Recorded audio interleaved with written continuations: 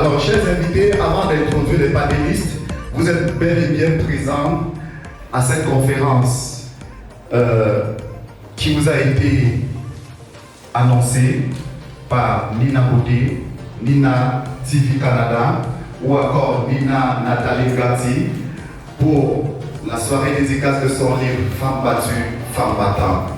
Bien évidemment, Nina Nathalie Gatti est accompagnée par beaucoup de partenaires. Et ces partenaires, vous allez les découvrir. Vous aurez le temps d'écouter exactement ce qu'ils auront à vous dire et quelles sont les différentes prestations. Donc, Nina Nathalie Gatti n'est pas seule. Je remarque bien évidemment que beaucoup sont plongés dans la lecture. Alors, espérant que vous êtes dans la belle aventure dans laquelle elle vous a plongé, nous allons introduire nos panélistes. Donc, chers amis, je vous prie donc d'accompagner ou d'applaudir. Je ne sais pas si ma maître Lady Haute, si elle est présente, donc je prie maître Madame Lady Haute de faire son entrée sous votre acclamation, chers invités.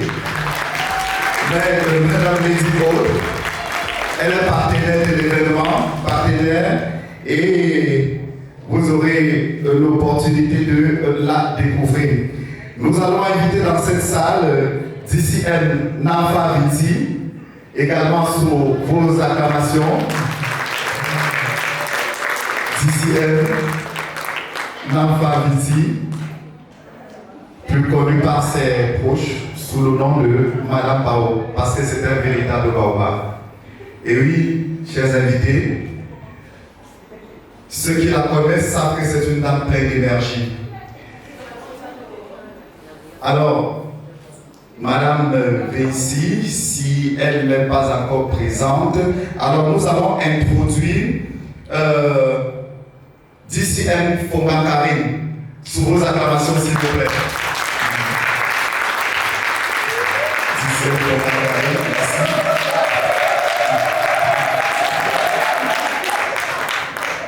Ah, quel plaisir, quel bonheur. Quel plaisir, quel bonheur.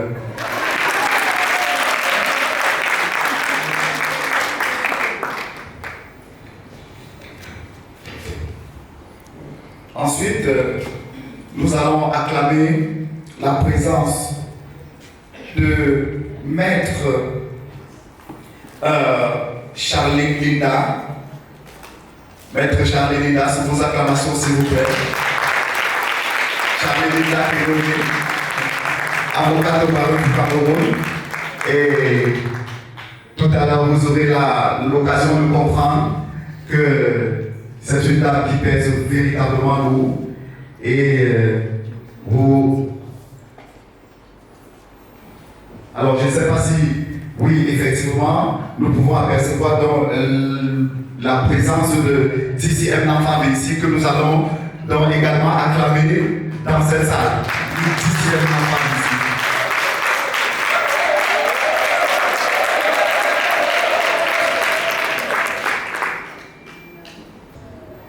Elle, c'est d'abord le dynamisme avant d'être le courage.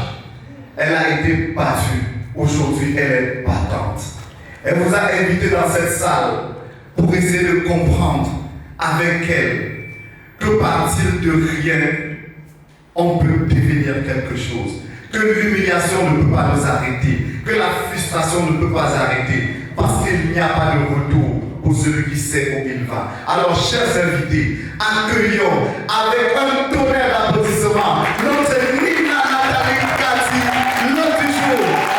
Nina Nathalie. Nina Nathalie. Je vous le disais, ce n'est pas seulement la lumière, c'est également la beauté. Alors, merci.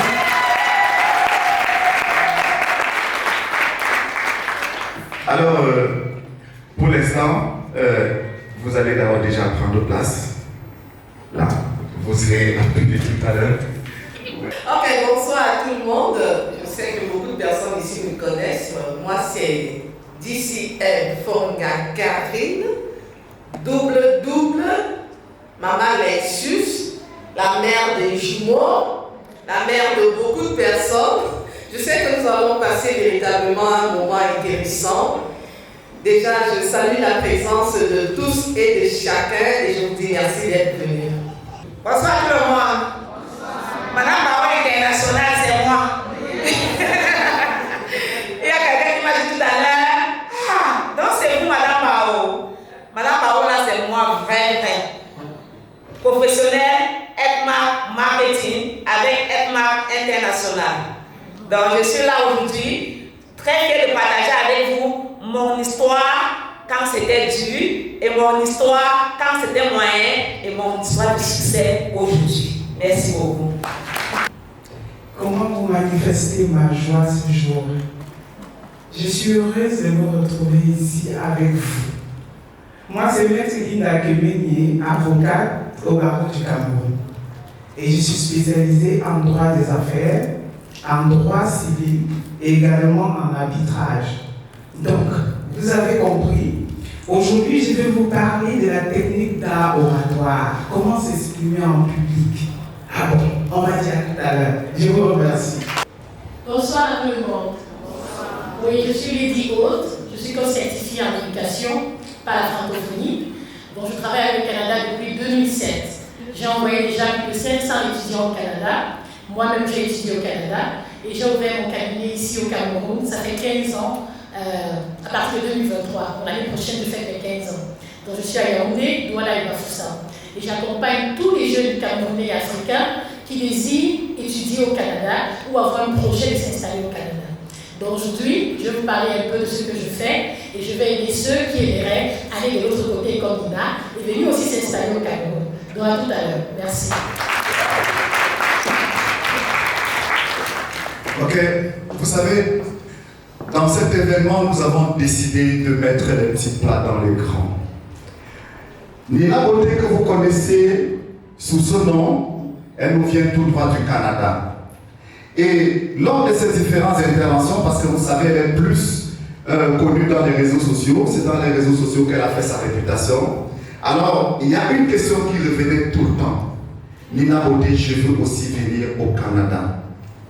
Alors, cette question, elle a souvent vite fait de l'élarguer, mais elle s'est rendue compte que cette question revenait de façon lancinante. Alors, elle se dit, alors il faut s'arrêter dessus. Il faut s'arrêter sur cette question et il faut absolument apporter une solution. Parce que la demande, elle devenait pressante. La question devenait même ennuyante à la limite parce qu'il ne pouvait pas se passer une journée sans qu'on lui dise Nina, comment faire pour arriver au Canada. Alors aujourd'hui, elle a invité une experte en questions d'immigration. Parce qu'également, elle a compris que les questions d'immigration, c'est des questions sensibles, des questions techniques très difficiles et il fallait une personne pour nous aider à comprendre comment le faire, mais alors avec la plus grande facilité possible. Alors, chers amis, nous allons passer le micro à présent à notre hôte du jour, notre Nina Beauté TV Canada, connue comme cela, l'hôte du jour, celle-là qui a été battue, celle-là qui est aujourd'hui une femme battante, celle-là qui nous explique que tous les combats ne viennent jamais pour nous détruire. Alors vous avez entre vos mains son premier chef-d'œuvre, c'est son premier bébé. Elle a l'habitude de dire qu'elle est mère de 6 enfants, mais en réalité peut-être voici son premier enfant, peut-être. Alors, elle vous dira certainement quelle est la joie de l'enfantement de ce premier bébé, parce que dans les coulisses, elle nous a dit beaucoup d'autres livres arrivent. Et nous allons donc donner la parole à notre hôte du jour, Nina Beauté. Sous vos acclamations, il va le plus de la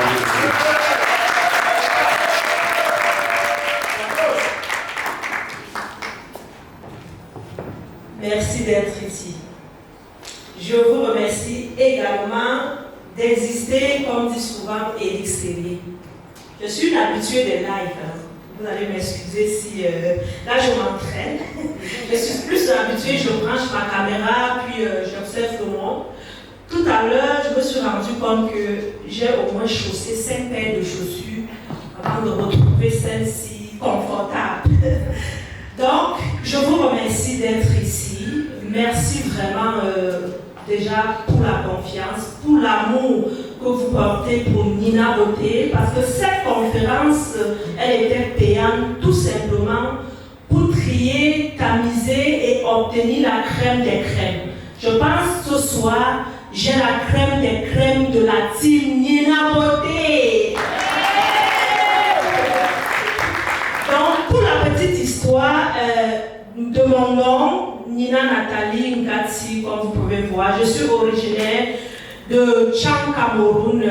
J'ai connu les hauts et les bas comme tout le monde ici. Mais le but de cette conférence, au sortir d'ici, je ne veux plus, vous n'allez plus jamais vous plaindre. Tant sur le plan familial, sur le plan financier, sur le plan des challenges, vous n'allez plus jamais vous plaindre. Pourquoi? Parce que vous avez eu en face de vous une femme qui a connu des hauts et des bas, et aujourd'hui, au lieu d'aller dans les maisons battues, pour faire au Canada les maisons de refuge, pour aller dans les, on appelle ça les centres de refuge, où le gouvernement te prend en charge avec tes enfants, elle a décidé d'impacter le monde, elle a décidé de devenir une autre personne, et vous aussi, vous êtes capable, malgré toutes les difficultés que vous allez traverser. Donc, en quelque sorte, tout commence, je peux dire, à l'âge de 12 ans, où mon papa, étudiant à l'université, il est abusivement licencié. N'ayant pas de quoi subvenir à nos moyens, parce que nous étions une famille de 9 enfants, papa va se mettre à fendre le bois, faire des champs, puis sur nos têtes, il mettait des bois pour qu'on aille au marché les vendre, pour pouvoir payer nos outils. On a s'y acheminé avec la vente de bois, je pourrais dire jusqu'en classe de troisième voire seconde.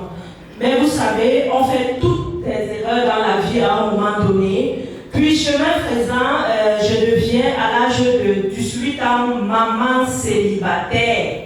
Maman célibataire abandonnée à elle-même avec sa fille. Cette fille aujourd'hui qui est l'unique fille parmi mes 6 enfants. Abandonnée, mais je ne voulais non plus abandonner ma fille dans la rue. En continuant mes études, je tombe donc sur mon homme avec qui nous avions acheminé pendant les 15 années suivantes. Durant les 15 années, on ne reviendra pas dans le livre, mais vous allez voir par exemple, souvent les challenges, les combats que nous rencontrons dans la vie, nous-mêmes, à un moment donné, nous sommes responsables de nos erreurs. Et souvent, au lieu de culpabiliser, au lieu de lancer le tort en disant « Oh, mon mari ne m'aime pas, il a fait ceci », remettez tout le tort contre vous, acceptez vos erreurs et vous allez voir, vous irez plutôt de succès en succès. Donc, j'ai eu ces hauts et des bas, mais par la suite, vous allez lire le livre, puis vous allez voir, ce choix n'était pas le choix du conjoint. Et dans le livre, je vous ai détaillé à peu près à quel moment il faut faire attention, qu'est-ce qu'il faut faire dans le choix d'un conjoint. Parce qu'il y a des maris, par exemple, qui ne vous veulent pas, mais vous forcez parce que vous voulez être madame. Par exemple, dans mon cas, vu que j'étais déjà maman célibataire, vous savez, à l'époque, c'était la honte. On parlait des années 2000. C'était la honte accoucher chez soi. Donc, pour moi, il fallait à tout prix aller me réfugier, c'est un homme. Mais est-ce que cet homme me voulait? Non, il fallait que je force. Il fallait que je montre la face d'une femme heureuse dans un foyer. Et pourtant, je souffrais. Et plus tard dans le livre, où je vais commencer le vrai challenge, c'est lorsque j'entre en classe de première, en voulant composer le problatoire, je vais être tirée de la classe par des oreilles. Par des oreilles, parce que selon la belle famille, ma place était pour faire des bébés et non pour venir étudier. Tombée sur des larmes, prise de panique, je peux dire, je suis devenue vendeuse de bonbons à l'université de Tchang. Et c'est à l'université de Tchang que j'apprends à parler français. J'apprends à écrire. Je me faufilais parmi des étudiants pour la connaissance également pour vendre mes bonbons. Je J'ai suivi ce challenge pendant 1 an et demi. J'étais vendeuse de bonbons à l'université en suivant des cours d'une façon, je peux dire distraite, parce que je n'étais pas étudiante. Tout ceci pour dire quoi? J'avais la rage de réussir malgré tout. J'avais la rage d'être celle-là que mon papa voulait dans le livre. Dans le livre également, vous allez voir, le rêve de mon papa, c'était « J'aimerais que tu termines tes études baccalauréat et que tu empruntes le chemin de l'étranger. » Il voulait aller à l'étranger. Il avait également un prétendant pour moi qui habitait en Espagne. Mais pour moi, mon rêve, c'était épouser mon jeune étudiant avec qui j'ai été plutôt... Je suis devenue la femme battue.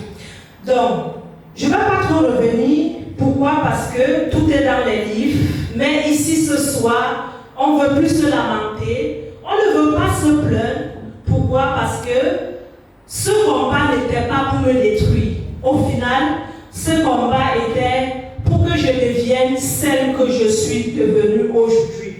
Si vous lisez par exemple l'histoire des hommes, je peux dire les plus célèbres au monde, les hommes qui impactent aujourd'hui, tous ont traversé le désert.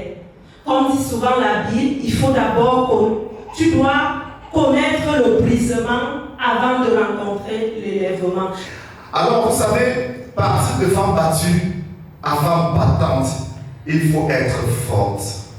Mais est-ce que nous sommes sûrs, quand nous sommes battus, d'avoir la force de s'en sortir? Vous savez, dans les douleurs de l'enfantement, nous avons toujours besoin d'une sage-femme pour prendre le bébé. Il y a beaucoup qui ont besoin d'être encadrés, qui ont besoin d'être motivés, qui ont besoin d'être soutenus pour sortir dans l'épreuve. Nina, dans son livre, vous dit comment elle s'en est tirée. Mais à vous, elle a dit, si une femme a été battue, oui, la violence physique est une chose, mais il n'y a pas que la violence physique. Il y a des violences morales, il y a des violences émotionnelles, il y a des violences verbales. Et chacune certainement ici présente ou présent, a quelque chose qui est un motif de blocage. Alors comment débloquer ce motif de blocage et partir de cette situation de violence qu'on vit, que ce soit une violence physique, que ce soit une violence émotionnelle, partir de là et décoller entièrement pour atteindre ses véritables objectifs. Alors Nina Bodé s'est dit, il faut que nos panélistes d'aujourd'hui puissent avoir des informations, du moins des outils qui vont leur permettre, chacun ici aujourd'hui, de pouvoir sortir de sa torpeur, de pouvoir enlever l'objet de sa primale. Alors pour cela, nous allons accueillir sur ce plateau DCM Fonga Karine qui va vous parler de développement personnel. Alors comment est-ce qu'on peut sortir de la primale? Comment est-ce qu'on peut forger une personnalité et partir de l'état où on est pour être ce qu'on voudrait? DCM Karine.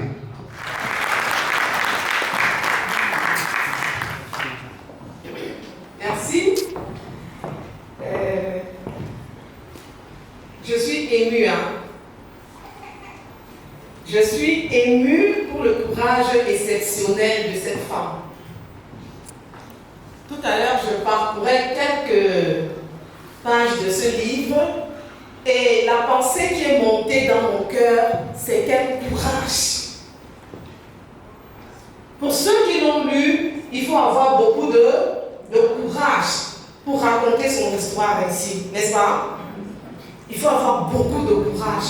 Il faut faire abstraction de beaucoup de choses dans son esprit pour se sentir la force et la capacité de déballer ce que je peux appeler non seulement sa vie privée, mais aussi la vie privée de certains membres de sa famille. Il faut avoir beaucoup de courage. Et je voudrais véritablement apprécier et célébrer Madame Nina pour ça. Je ne pourrais pas me présenter sans que nous puissions lui donner une véritable salle d'acclamation. Et souvent, quand on acclame les héros, on ne les acclame pas étant assis. On les acclame étant debout parce que tout honneur, tout Seigneur. C'est exceptionnel. Veuillez vous asseoir s'il vous plaît. Mon nom c'est Madame Fonga Karine. Je suis manager double couronné dans l'entreprise Edmark International. C'est la casquette que j'aborde aujourd'hui. Je suis mariée, mère de 8 enfants, entrepreneur, femme à succès. Je n'ai pas besoin que quelqu'un vienne me dire pour moi, mais je sais que je suis très belle. Ça se voit pas là. Bon. Pendant que je dis que je suis belle, si tu estimes que ma face ne te plaît pas, alors tu regardes mes pieds. Et si mes pieds ne te plaisent pas, regarde mes cheveux. Dans tous les cas, je sais que je suis une femme qui est très belle, dynamique, extraordinaire et exceptionnelle. Ça, c'est moi. Tantôt, je disais, j'apprécie beaucoup le courage de Nina.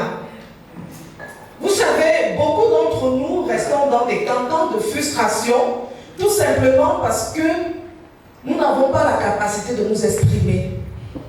Dans la plupart des cas, nous nous condamnons nous-mêmes, nous nous jugeons nous-mêmes au travers du regard de la société. Je voudrais aujourd'hui venir encourager une femme. Je voudrais encourager un homme. Et lui dire qu'en fait, celui qui doit pouvoir décider de ce qui est pour toi, c'est toi-même. Ce n'est pas le voisin. Et pendant que je lisais quelques briques de son histoire, une larme a failli couler parce que ça m'a renvoyé dans un pan de mon histoire. Vous savez, chacun d'entre nous aujourd'hui sommes la somme de la qualité de notre vie familiale. Parce que personne ici n'est tombé du ciel, vous comprenez? Ça a commencé à la maison. Ça a commencé à la maison. Certains ont eu l'avantage d'avoir par exemple des parents qui les ont galvanisés, qui leur ont fait avoir une estime d'eux-mêmes, mais dans d'autres situations, ça n'a pas été toujours le cas. Je ne sais pas qui tu es pendant que tu me regardes ici. Je ne sais pas quel est l'adjectif qualificatif avec lequel on t'attribuait dans ta famille, chez vous, mais moi je me rappelle, quand j'étais petite, est-ce que les Bamlékés sont là? Est-ce que les Bamlékés sont là? Wow. Pourquoi j'appelle les Bamlékés? C'est parce que je suis Bamléké. Et quand j'étais petite, mon père m'appelait Témété. Vous savez ce que ça veut dire? Celle qui donne la malchance. Et ma mère m'appelait souvent Jean Parsi. Vous savez ce que ça veut dire? La terre rouge du cimetière. Ah oui. Et vous savez pourquoi? Tout simplement parce que j'étais différente. Parce que je pensais différemment. Parce que j'avais une autre façon de faire qui n'était pas celle qui pouvait être comprise et acceptée par ma famille. Vous savez, un enfant qui a passé son temps à être insulté, à un certain moment, tu perds complètement l'estime de toi. L'estime de toi qui devrait être bâtie et construite par ta famille. Tu perds ça. Moi, j'ai grandi dans une famille très pauvre, on ne va pas rentrer dans les détails. Je me rappelle, je pilais le ressources de manioc dans le mortier et je tamisais parce qu'on n'avait pas 25 francs pour écraser au moulin. Et à un certain moment, comme je n'ai pas pu aller à l'école, parce que je n'ai pas pu être scolarisée à cause du fait que mes parents n'aient pas assez de moyens pour ça, on se dit que c'est le mariage qui est la solution, n'est-ce pas? Je me suis mise en couple avec un homme avec qui j'ai fait des enfants. Et pendant que j'étais enceinte de mon 3e bébé, avant l'âge de 21 ans, vous imaginez un peu ce que ça pouvait être. La famille qui te regarde, tu n'as pas fréquenté, tu es zéro, tu fais les enfants, tu n'es pas marié, tu ne seras rien dans ta vie. Je le dis à mon non-vision. Je me rappelle quand mon père faisait des réunions pour dire à toutes ces filles, il ne faut pas la ressembler parce qu'elle a accouché. Il y a des gens qui sont dans ce type de situation où tu te sens être la dernière. Et un jour, le père de mes enfants me fout à la porte. Soit dit en passant, il avait endossé ma copine. Et moi, je ne savais pas pourquoi est-ce qu'on me foutait à la porte, mais dans tous les cas, je me retrouve dehors. Ce que j'aimerais remarquer ici, c'est ce que j'ai fait quand je me suis retrouvée dehors, à moins de 21 ans. Beaucoup d'entre nous avaient commencé à pleurer. Beaucoup auraient commencé à se plaindre. Beaucoup auraient commencé à gêner, à se dire comment la vie est difficile et comment on ne peut pas s'en sortir et tout. Non! Moi, je suis venue te dire quelque chose vie que tu mérites. Parce que c'est toi qui es le preneur de décision. J'ai souvent l'habitude de dire qu'avant que toutes choses ne soient physiques, elles sont d'abord spirituelles et morales. Ça se joue d'abord dans notre esprit avant de se jouer physiquement. Je me souviens quand je me suis retrouvée dehors, sans raison parce que je me sentais abusée, j'ai réfléchi, je me suis dit, est-ce qu'il faudrait que je rentre chez mes parents où je ne suis pas appréciée, où on va encore me rappeler tous les jours que je suis une perdante, ou alors il faudrait qu'à partir de maintenant je décide de prendre moi-même ma vie en main et ne compter sur personne pour être exactement ce que j'ai envie d'être. C'est ça la question qu'il fallait se poser. Et j'ai décidé d'avoir la vie que j'estimais pouvoir mériter. Donc c'est ça que le premier élément que je vais vous encourager à mettre à votre esprit aujourd'hui, c'est de savoir exactement ce que vous voulez. Parce que c'est là où beaucoup de gens se perdent. Beaucoup de gens vivent la vie des autres. Beaucoup de gens vivent à cause du regard des autres. Qu'est-ce que la société va dire? Qu'est-ce que mon oncle va dire? Qu'est-ce que le voisin va dire? Qu'est-ce que mon camarade va dire? Non, c'est la première des choses qu'il faut éliminer. Ce qui devrait être ta priorité, c'est ce que tu penses de toi-même. Quel est ton désir le plus fort? Qu'est-ce que tu veux pour toi-même? Parce que c'est là-bas que tout commence. Même quand on est maltraité dans la société, c'est à cause du fait qu'on n'arrive pas à définir exactement ce que nous voulons. Et si tu te rends compte que ce que tu veux n'est pas ce que tu as, il est important pour toi de pouvoir retenir ceci aujourd'hui. Les opportunités sont souvent cachées dans les fissures de la vie. C'est quand on a des difficultés qu'on est véritablement exposé au succès. Parce que s'il n'y a pas de difficulté, n'est-ce pas, il n'y aura pas le bouton qui peut favoriser l'action. Donc laisse-moi te dire que si en ce moment, tu estimes que tu traverses une période difficile, tu regardes, tu te rends compte que ça ne va pas, c'est le meilleur moment de ta vie. Parce que c'est le moment des difficultés. Et c'est là qu'il y a quoi? Des opportunités. C'est dans les difficultés que tu peux prendre, comment dire ça, la décision de changer. C'est dans les difficultés que tu peux véritablement apprécier ta vie et voir si elle peut se transformer. Pour revenir à l'histoire, quand j'ai regardé à ma vie, j'ai estimé que je n'étais pas celle-là qui devait évoluer dans un environnement où elle n'est pas appréciée. J'ai décidé d'aller en location. À moins de 21 ans. Imaginez, dans les années 2000, comment c'était vu. Jeune fille, tu as les enfants, tu es en location. Quel est le premier adjectif qualificatif qu'on te donne? C'est bordel. Aujourd'hui, c'est faisable. Beaucoup d'enfants sont en location aujourd'hui. Mais dans les années 2000-2002, tu étais une bordel. Il n'y a rien à faire. Même quand tu viens louer, le bailleur te regarde de la tête aux pieds comme ça pour dire que c'est encore quelle qualité que je suis en train de mettre chez moi comme ça. Vous savez comment je suis allée louer? J'avais même pas 5 francs dans ma poche. Même pas 5 francs. Je suis allée chercher la maison n'ayant pas d'argent. J'ai trouvé la maison. Je me rappelle, mon bailleur là avait demandé 8 000 francs pour une chambre. Et il avait exigé que je lui donne 24 000 dons pour 3 mois. Les histoires de caution n'existaient pas à l'époque. Je lui ai dit, attends, je reviens dans 2 jours te donner l'argent. Je n'avais pas d'argent. Même pas comme banque. Même pas 5 francs. Mais je suis sortie étant déterminée. Je vais habiter cette maison. C'est pour ça que je voudrais t'encourager et te dire aujourd'hui que tout ce que tu veux voir s'accomplir dans ta vie, il faut insister sur le pouvoir de la focalisation. Parce que tout ce sur quoi tu te focalises devient ta réalité. Mais si tu veux commencer à regarder aux difficultés, si tu veux commencer à regarder aux défis, tu veux commencer à regarder aux challenges, tu ne vas arriver nulle part.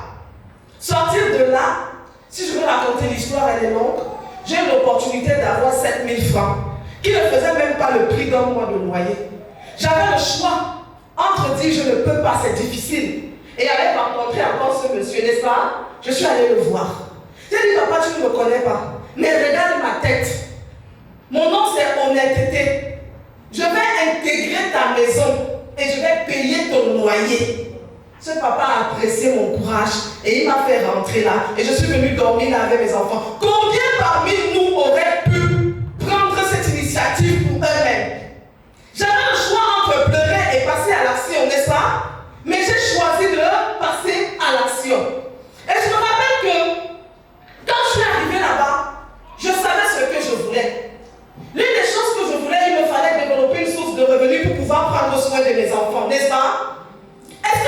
ce que tu veux.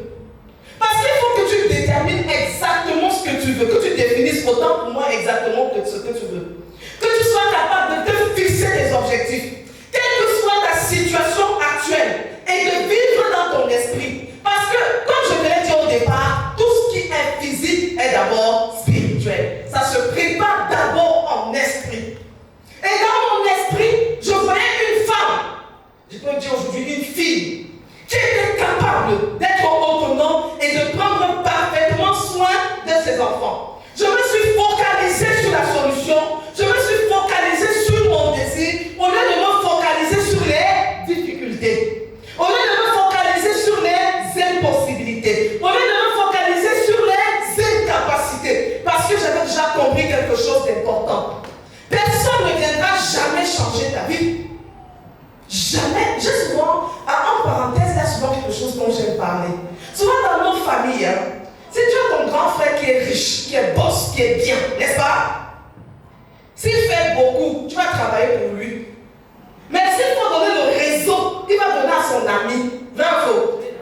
Et tu vas te rendre compte que ton frère et ses amis, c'est l'association des boss. Mais toi, tu es là pour porter le sac. Vrai ou faux? C'est toi qui tiens la boutique. Ça veut dire quoi? Ce n'est pas ton frère qui va changer ta vie. Ce n'est pas Nina qui va changer ta vie. Ce n'est personne d'autre que toi-même qui va prendre la décision d'avoir la vie que tu estimes pouvoir mériter. Et ce ne sera pas une vie qui sera seulement parsemée de beaucoup de bonnes choses. Tu vas avoir beaucoup de challenges à relever. Tu vas avoir beaucoup de défis. Tu vas avoir beaucoup de difficultés. Tu vas avoir beaucoup de situations que tu ne peux pas maîtriser. Mais si tu choisis le côté de la plainte, si tu choisis le côté comment dire ça, du manque d'estime de soi, si tu choisis le côté de la négativité, laisse-moi te dire que tu es fini. Je vais t'encourager à faire quelque chose aujourd'hui. Je ne connais pas quelles sont tes compétences, mais il faut croire en toi. Quel que soit ce que tu es, il faut que tu crois en toi. Ne laisse personne définir la personne que tu veux être. Ne laisse à personne l'autorité sur ta propre vie. Crois en tes compétences, quelles qu'elles soient. Parce que les célèbres ne sont pas égaux. Nous n'avons pas tous les mêmes compétences. Mais si tu acceptes de développer ce que tu as, tu vas devenir une meilleure version de toi-même. Et laisse-moi te dire aujourd'hui que non seulement tu vas développer tes compétences, mais il est important que tu développes aussi tes aptitudes. Parce que tes aptitudes vont te permettre d'atteindre le sommet. J'ai souvent l'habitude de dire que tes aptitudes additionnées à ton attitude va te permettre d'arriver quelque part. C'est ça que quand on parle de développement personnel, on va insister sur quoi? La qualité de l'attitude. Comment est-ce que tu te comportes? Parce qu'il y en a ici qui veulent bien devenir quelqu'un, qui veulent atteindre un certain niveau. Mais déjà dans leur vie de tous les jours, on ne voit pas encore ça. Petite parenthèse. Qui veut être riche ici? Qui veut être riche ici? Mais commence à te comporter comme un millionnaire. Commence à marcher comme un millionnaire. Commence à sourire comme un millionnaire. Commence à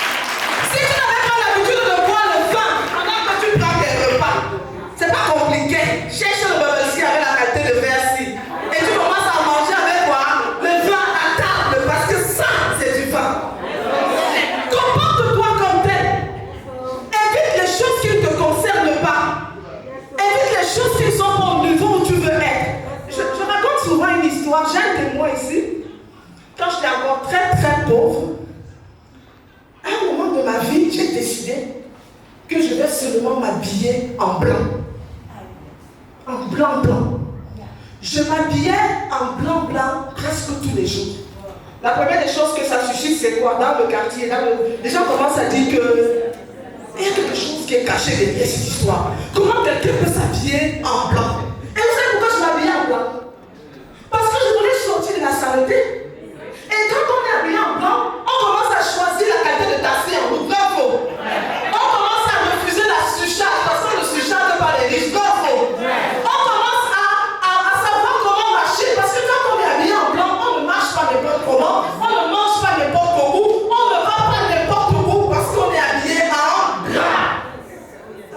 Quand je sortais que je voulais prendre le taxi, j'avais une habitude. Tel endroit, 2 places.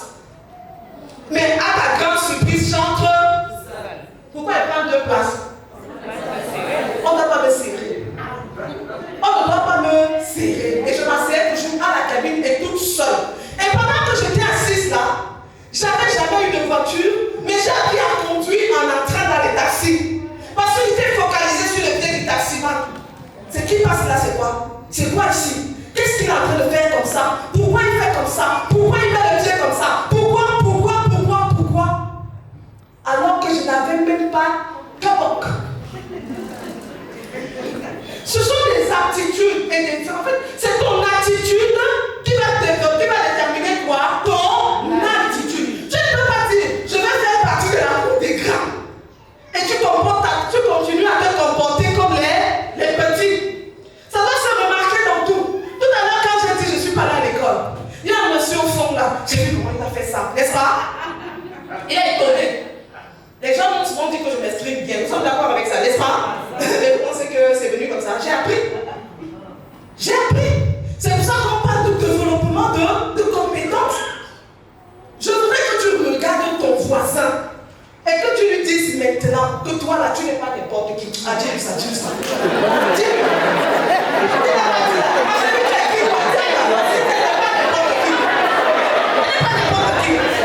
Est-ce que vous savez pourquoi?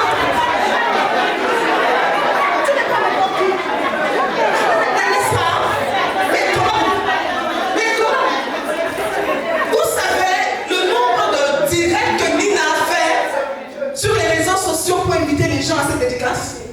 Vous savez combien de personnes ont eu l'information? Vous savez combien de personnes ont été exposées à ceci? Mais regardez, un jour je regardais une vidéo. Vous voyez, on nous montre le spermatozoïde quand il veut entrer dans l'ovule. Et on nous montrait comment des milliards et des milliards de spermatozoïdes on pourrait pour entrer dans l'ovule, n'est-ce pas? Qui a déjà vu ça? Et au final, qui est entré? Qui est entré? Qui est entré? Est-ce que tu es vraiment entré? Qu'est-ce que tu fais ici pendant que je parle? Est-ce que tu es entré? Si tu es entré, c'est parce que tu es quelqu'un d'exceptionnel. Tu n'es pas n'importe qui. Que personne ne vient te faire croire le contraire. Tu as vu ça? Ils étaient des milliers. Mais tu as été le plus rapide. Tu as été le plus bon. Tu as été le plus compétent. Tu as été le plus talentueux. Tu as été le plus fort. Tu as été la plus belle. Tu as été la plus exceptionnelle. Alors pourquoi est-ce que tu veux devenir la serviette de quelqu'un aujourd'hui? Pourquoi tu choisis d'être la serviette de quelqu'un? La personne dont je parle, c'est qui? Ça peut être la société. Oui, la société. La société, c'est l'un de nos pires ennemis. Pendant que les gens te font croire que tu n'es rien. Le pauvre pousseur, le pauvre poétier, celle-là qui n'est pas allée à l'école, celle-là qui ne sait pas parler, celle-là qui est sale, celle-là, la société. Ça peut être ta famille. Oui. Moi, j'ai toujours dit, si tu es celle qui, quand il y a deuil, on t'envoie préparer le congrès. Pardon, viens me voir à la fin. Moi, ne veux pas. Tu as vu ma tête. Alors, tu vas commencer par où? Pour avoir le courage de me demander de préparer le congrès. En fait, quand je dis même que je ne peux pas, tu as en train de dire non, la mère, non, assieds-toi la mère. Parce que, est-ce que tu comprends là? Est-ce que tu es cette personne? Je t'ai dit que tu es exceptionnel. Je t'ai dit que tu n'es pas n'importe qui. Tu es doté de capacité. Tu es doté de compétences. Tu es doté de quelque chose d'extraordinaire. En dehors de la société, de ta famille, ça peut être ton conjoint qui a décidé que tu es une serviette. un peu. Hello. Si on t'a pris pour laver le sol, c'est toi qui as accepté. Parce que tu estimes que tu n'es personne. Parce que tu penses qu'on a raison de te faire ça. Parce que tu penses que pour toi est fini. Parce que tu penses... J'ai dit l'autre jour à une fille que tu dis que tu as 6 enfants. Ta vie est finie. Comment?